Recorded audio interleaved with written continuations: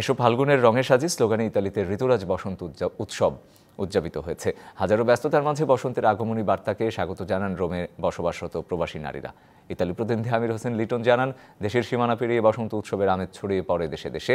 এ উপলক্ষে রোমের নবজাগরণ নারী কল্যাণ সমিতি তুস্কোলানার স্থানীয় একটি রেস্তোরাঁয় গান নৃত্যের আয়োজন করে। সংগঠনের সভাপতি সানজিদা ইসলাম সঙ্গীতা, সাধারণ সম্পাদক লিপি আক্তার ও সাংগঠনিক সম্পাদক রওশনারা খুকুর যৌথ সঞ্চালনায় উপদেষ্টা নয়ন আহমেদ ও উম্মে হানি প্রিন্সের সার্বিক সহযোগিতায় নারীরা অনুষ্ঠানে আনন্দে মেতে ওঠেন। সংগঠনের নেতাদের মধ্যে উপস্থিত ছিলেন সহসভাপতি ফরিদে ইয়াসিন স্মৃতি, যুগ্ম সাধারণ সম্পাদিকা তানিয়া হাসান, নুসরাত জাহান বুবলি, শিউলি শাহজাহান, ফারহানা নুপুর, ফাতেমা আক্তার মীরা, রানী আরিফ ও প্রচার সম্পাদিকা নিপা।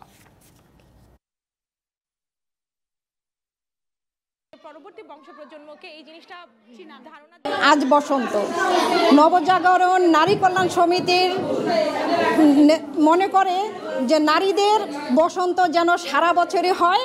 প্রতি বছরের ন্যায় এবারও নবজাগরণ নারী কল্যাণ সমিতি আয়োজন করে যাচ্ছে পহেলা বসন্তের উৎসব। পালন করার একমাত্র উদ্দেশ্য যে আমরা বাঙালি, আমরা বাংলাদেশী।